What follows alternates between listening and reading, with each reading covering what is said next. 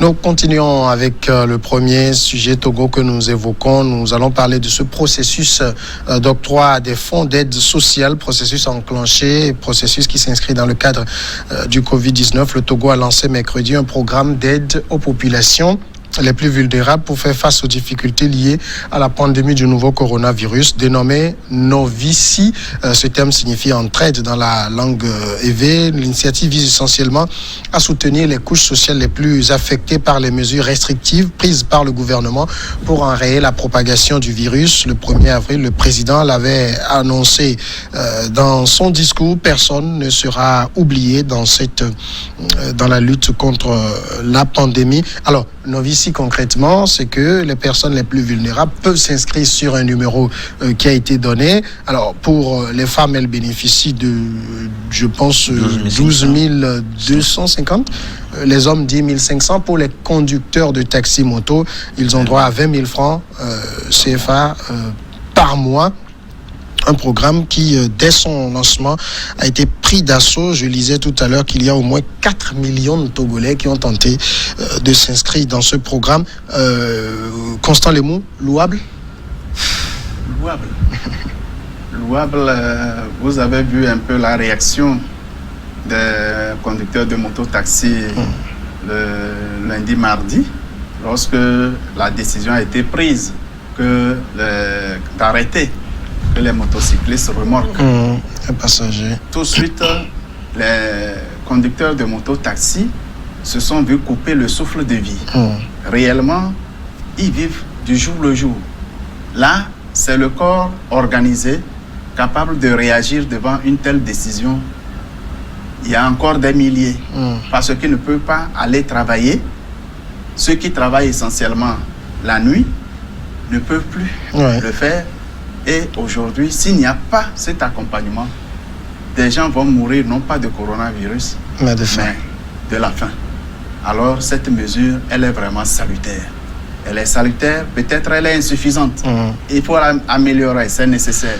Mais à présent, il est nécessaire de la mettre en œuvre et de façon efficace et judicieuse, avec un contrôle strict, pour que vraiment les arnaqueurs. Il y en a déjà beaucoup. Il y a déjà des arnaqueurs qui sont rentrés dans le système pour détourner cet effort qui est destiné aux personnes vulnérables, comme vous l'avez introduit. Nous avons tous l'obligation de participer au contrôle, à la surveillance de cette opération pour que autour de nous, ceux qui sont vraiment des personnes vulnérables puissent effectivement bénéficier et survivre. Ce n'est pas un remplacement des revenus de chacun. Non, ce montant est dérisoire par rapport à ce que chacun gagnait chaque jour. Mais on ne peut pas arrêter de travailler et continuer de vivre. C'est pourquoi l'État a trouvé ce moyen de pallier un peu, ne serait-ce pour permettre à chacun de survivre et faire survivre sa famille. Nous allons tous payer un tribut de cette pandémie. Nous allons tous payer, qu'on soit fonctionnaire ou particulier, nous allons tous payer. C'est un sacrifice commun que nous devons faire et c'est dans la solidarité aussi que nous pouvons surmonter tous et qu'au lendemain de la fin de cette pandémie, que nous puissions répondre majoritairement présents, vivants et disons pour qu'on puisse crier ensemble pour ce que nous avons déjà perdu. Qu'on ne perde plus personne, mais luttons ensemble pour que nous puissions, ceux qui ne sont pas encore atteints, ceux qui sont atteints, que nous puissions tous survivre à cette pandémie. Jérôme Sossou, quel regard sur la mesure? Oui, sans vouloir faire de comparaison par rapport à ce qui se fait dans les pays qui nous entourent, mais je me dis que c'est déjà une bonne initiative qu'il faut au jour le jour améliorer. Si le gouvernement dit avoir pris en considération le plus grand nombre de Togolais à partir de la carte d'électeur et que tout à l'heure, vous-même vous le dites, qu'il y a déjà plus de 4 millions qui tentaient de se faire enregistrer dans ce système. Cela veut dire tout d'emblée que beaucoup de choses restent encore à faire. Et je me dis même que cette décision est sélective, à mon avis, parce que quand on prend systématiquement ou uniquement la carte d'électeur, ça pose problème. Moi, j'aurais souhaité que ça soit carte d'identité ou carte d'électeur. Oui. Les deux là, ça peut permettre de prendre en considération un très grand nombre de Togolais.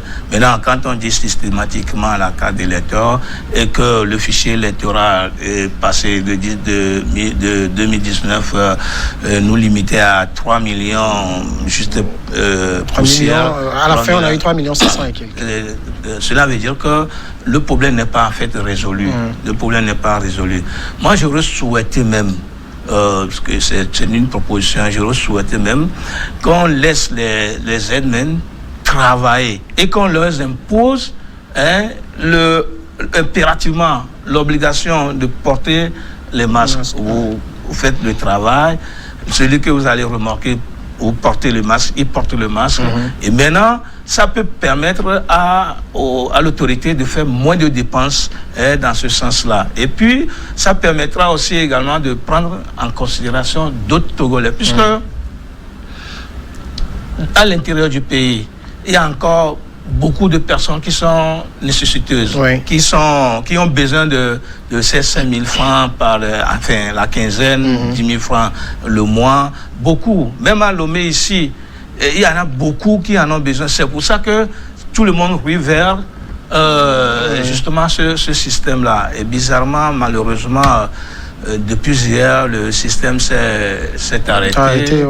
J'ai tenté encore d'inscrire quelqu'un ce matin, ça n'a pas marché. Oui, justement, je l'ai essayé depuis le matin jusqu'à ce que je ne vienne ici à 13h30. Ça ne marchait pas, c'était arrêté complètement. Bon, je ne sais pas pourquoi. Alors que le ministre disait aujourd'hui que le processus prend fin le 11 avril. Le processus prend fin le 11 avril. Nous sommes aujourd'hui au 9. Maintenant, on n'a pas encore enregistré la moitié. Et si le processus prend fin après-demain, je crois qu'on ne peut pas enregistrer le plus grand nombre de Togolais. Et ce qui est encore défaillant dans ce système, c'est qu'il y a des gens qui se sont enregistrés, qui se sont fait enregistrer à la place de d'autres. J'ai suivi une dame aujourd'hui qui disait qu'elle a vraiment avancé dans le processus, qu'à la fin de prendre l'argent, maintenant, on lui dit que quelqu'un a déjà utilisé ce numéro pour prendre l'argent. Donc ça devient compliqué en réalité. Ça devient compliqué. Je ne sais pas comment est-ce que le gouvernement a fait pour quand même limiter l'avancée de ces anarches. Puisque ce sont eux qui créent le problème maintenant. Et donc, si on voulait quand même nous aider et que nous avons encore d'autres idées derrière la tête, moi, je crois que ce n'est pas... C'est malsain. Ce n'est pas bien. Et donc, je sais que c'est beaucoup d'argent qui vont couler dans cette histoire. Puisqu'on ne sait pas, je l'ai déjà dit, on ne sait pas quand est-ce que le mal va s'arrêter. Et chaque jour que l'État appelle au confinement, je ne sais pas si le confinement total va arriver. L'État parle chaque fois de confinement. Si le confinement total arrive, ça va créer d'autres problèmes, de grands problèmes. Donc je me dis que des gens prennent conscience. C'est-à-dire que il y a des gens qui travaillent déjà, qui continuent de travailler et qui attendent ce petit soutien. Ça peut soulager, puis ça peut résoudre quelques problèmes à la maison. Maintenant, si des gens systématiquement ont d'autres idées dans la tête, derrière la tête, et si ça capote, qui va profiter? Alors qu'en réalité, on veut que ça se limite. Moi, ça m'énerve tous les jours. Ça m'énerve tous les jours si on découvre encore un autre cas. Ça m'énerve. Hier, avant-hier, je crois, on était à 65. Le lendemain, on était à 70. Et puis, aujourd'hui, ça fait 73. Moi, ça me pose d'énormes problèmes. Or, je souhaite tous les jours que ça se limite. C'est vrai que quelqu'un dira qu'on n'est pas encore arrivé au pic. Oui, ben, je crois. Mais si nous-mêmes, nous prenons au sérieux, je crois qu'on peut limiter. Dieu merci qu'on sait, jusqu'à ce jour, il n'y a que 3 cas de décès. Je souhaite et je prie Dieu qu'on s'arrête là-bas. Maintenant, il faudrait que nous-mêmes, nous prenons au sérieux, respectons les mesures barrières, restons à la maison. Moi, j'ai pris l'habitude depuis très longtemps, quand je n'ai rien du tout à faire au bureau, je suis à la maison avec mes enfants, je m'amuse avec eux, j'ai pris l'habitude. Mais restons à la maison. Quand on n'a rien à faire, restons à la maison. Ça va limiter quand même la propagation du... Et ça là, ça va finir rapidement pour qu'on revienne dans nos activités parce que ça fatigue. Ça fatigue. C'est comme nous sommes tous des morts ambulants, c'est comme nous sommes tous des malades ambulants, et ça ne donne pas espoir. Ça fait peur en réalité.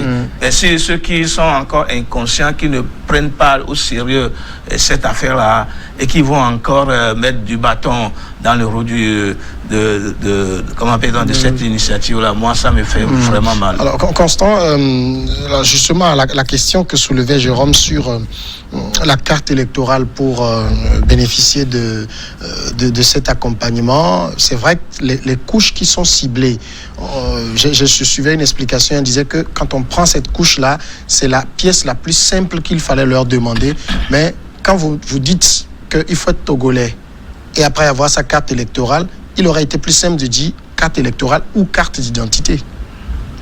Oui, on aurait pu dire carte d'identité, c'est le document le plus officiel à l'usage de tout le monde. Mais effectivement, quand on prend les détenteurs de la carte d'identité, ils sont très minoritaires par rapport au public cible. C'est vrai. Ce public vulnérable à qui on veut apporter du soutien, pratiquement, c'est des détenteurs de la carte d'électeur. Alors, c'était la mesure la plus simple et la plus... celle qui pouvait toucher le plus grand nombre, effectivement. Peut-être ça, c'est la première phase. Et on a dit que cette opération prendra fin le 11 avril, mais ce n'est pas une date impérative. Ce n'est pas une date impérative, surtout que l'opération est suspendue pour des raisons que vous venez d'évoquer. Vous avez évoqué l'une des raisons où des gens utilisent les numéros des autres et il y a des arnaqueurs qui sont déjà rentrés dans le système. Il y a lieu vraiment d'arrêter et repenser le système de sorte que les bénéficiaires ciblés soient vraiment ceux à qui cet argent, aussi infime soit-il, puisse parvenir effectivement et qu'ils se sentent mieux. Beaucoup de travailleurs le font entre 15h30 à 22h. Les vendeurs au bord des routes. Nous avons eu ces dernières années de très belles routes qui ont créé des activités tout de suite, un peu partout, des activités génératrices de revenus. Et beaucoup de femmes surtout ont développé le petit commerce les soirs. Et là, aujourd'hui, avec le couvre-feu obligatoire, personne de ce monde-là ne peut continuer ses activités. Que faire? On ne peut pas les laisser mourir de faim. Surtout, ils sont encore sous la pression des créanciers. Il faut nécessairement les soutenir. Et donc, vraiment, il y a lieu que ces dispositions soient prises de façon urgente et efficace pour atteindre le plus grand nombre. Beaucoup d'autres mesures sont prises pour accompagner les entreprises. Beaucoup d'entreprises se verront accompagnées. Je dis et je le répète, ce n'est pas une compensation de ce que chacun va perdre, mais c'est un accompagnement, un appoint à ce qu'on va perdre pour que nous ne soyons pas complètement anéantis et pour nous permettre de se relever au lendemain de la fin de la pandémie, ou du moins il faut survivre pendant cette pandémie et après la pandémie continuer. Alors, des réflexions doivent aller plus loin. Aujourd'hui, quand bien même cette pandémie a fait plus de victimes en Occident, c'est encore l'Europe qui est en train de nous proposer des stratégies de sortie de crise. C'est bizarre. Mais il faut que nos dirigeants disent non. Il faut qu'on tire suffisamment de leçons. Qu'on dise non. Ou du moins, si quelqu'un veut entrer en partenariat avec l'Afrique ou un pays africain, il faut que ce soit un partenariat réfléchi et gagnant-gagnant. Il faut que les Africains décident par eux-mêmes ce qu'ils veulent de leur pays. Même s'il faut reculer encore plus et repartir par nous-mêmes et grandir par étapes, par paliers pour assurer nous-mêmes notre devenir, notre destin. Ça vaut la peine. nous avons suffisamment compris que jusque-là, les systèmes qui ont été mis en place dans nos pays, ce ne sont pas nos systèmes, ce sont des systèmes qui nous demandent de vivre comme celui qui se prend pour l'exemple, alors que nous ne sommes pas l'exemple en question. Il faut que nous soyons nous-mêmes, avec nos réalités, nous améliorer et échanger en partenariat avec les autres et grandir ensemble, chacun dans sa particularité. Parce que tous les systèmes qui ont été inspirés à l'occidental, tous ces systèmes ont échoué. Et aujourd'hui, notre échec devant cette pandémie est une illustration parfaite. Tant sur le plan économique, tant sur le plan sanitaire, sur tous les plans pratiquement, cette pandémie nous a montré que nous ne sommes rien. Nous avons perdu nous-mêmes, notre identité, notre force. Et là, si nous devons vivre suivant les décisions et les orientations de celui qui n'est pas nous, eh bien, nous allons continuer à ne pas exister. D'accord. Jérôme, en tout cas, le lancement de cette mesure d'accompagnement annonce déjà pour le 11 avril cette interdiction du travail de conducteur de taxi-moto. Et ça, il faut le dire, des jours très durs s'annoncent. Non, je ne crois pas que l'État ou le gouvernement va risquer suspendre le travail mais si c'est le cap, il faut le franchir. Je ne crois pas que l'État va imaginer ça parce que ça serait catastrophique à mon avis. C'est pour ça que je disais entre-temps qu'il faut imposer au contraire le port des masques et qu'on mette à contribution la police, la gendarmerie. Je sais que le général a déjà mis des dispositifs. Je le félicite par rapport à ça. Alors, si vous permettez, on va passer à la pause et on revient juste derrière, continuer encore d'évoquer ce sujet.